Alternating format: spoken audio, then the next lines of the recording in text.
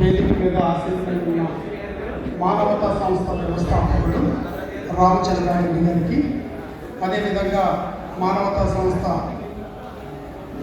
నాయకత్వం వహిస్తున్న పెద్దలందరికీ, అదేవిధంగా సభ్యులందరికీ పేరు పేరున ప్రత్యేక ధన్యవాదాలు తెలియజేసుకుంటూ, ఈరోజు ఉమ్మడి పశ్చిమ గోదావరి జిల్లా నూతన కార్యవర్గంగా ప్రమాణ స్వీకారం చేసిన సూర్యనారాయణ గారికి, కార్యదర్శిగా ప్రమాణం చేసిన వెంకట సుబ్బారావు గారికి, కోశాధికారిగా ప్రమాణం చేసిన రాజేంద్ర ప్రసాద్ గారికి, అలాగే ఉపాధ్యక్షులుగా చంద్రయ్య గారికి, సెక్రటరీగా వినాయకుడు గారికి, అలాగే ఈసీగా విద్యకి ఆదినారాయణ గారికి, ఈసీ హెల్త్ లీలా లక్ష్మి గారికి, అలాగే ఈసీ ఎమర్జెన్సీ నెక్లపూర్ సురేష్ గారికి, అలాగే ఈసీ అవేర్నెస్ వీరరాఘవ రాజారావు గారికి, అందరికీ కూడా కార్యవర్గ సభ్యులకి శుభాకాంక్షలు తెలియజేసుకుంటూ ఒక మంచి కార్యక్రమానికి హాజరయ్యాము.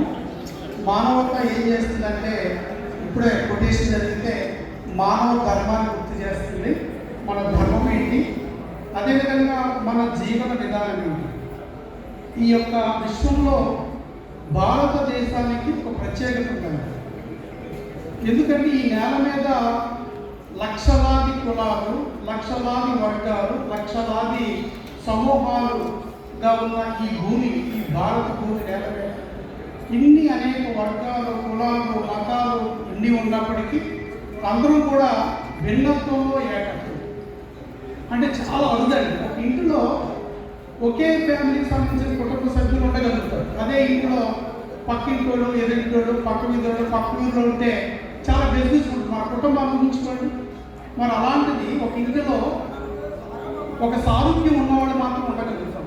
కానీ భారతదేశాన్ని ఒక గృహంగా తీసుకుంటే మరి ఈ నేల మీద ఇన్ని వేల ఏళ్ళుగా ఎన్ని కులాలు, ఎన్ని మతాలు, ఎన్ని సంస్కృతులు, ఎన్ని ఆచారాలు, ఎన్ని సాంప్రదాయాలు విభిన్నంగా ఉంటాయి. దానికి సంబంధం లేదు. అయినా అందరం భిన్నత్వంలో ఏకత్వంలాగా ఒకే కుటుంబంలో, ఒకే గృహంలో జీవిస్తున్నట్టుగా ఉంటాం. అది ఈ భారతదేశం యొక్క గొప్పతనం, ఈ నేల గొప్పతనం, ఈ యొక్క గాలి గొప్పతనం. ఆ గొప్పతనాన్ని భావితరాలకు అందించారు. అంటే మన ముందు తరాల వాళ్ళు మనకు అందించారు, కానీ మనం భావితరాలకు అందించగలుగుతాం అనేది ప్రశ్నార్థం. ఖచ్చితంగా అందించడం అనేది సంక్లిష్టమే. అనేక మార్పులు, జీవన విధానంలో వచ్చిన మార్పులు కావచ్చు, ప్రపంచీకరణ కావచ్చు, ఆధునీకరణ జీవన విధానం కావచ్చు, అలాగే మనిషిలో సంకుచిత భావజాలం కావచ్చు, స్వార్థం కావచ్చు, అన్నీ పెరిగిపోతుంది.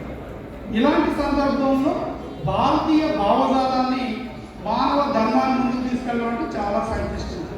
కానీ ఇలాంటి సందర్భంలో మానవత లాంటి ఒక సంస్థ ఒక ఏర్పాటు చేస్తుంది. రామచంద్రారెడ్డి గారు ఆ రోజున దాన్ని వ్యవస్థాపన చేసి, అలాంటి ఆలోచనకు ఒక రూపకల్పన చేసి, ఈ రోజు వరకు కూడా ఇంత దిగ్విజయంగా సేవా కార్యక్రమం ఎట్లా అంటే, ఇది ఒక రకంగా మానవ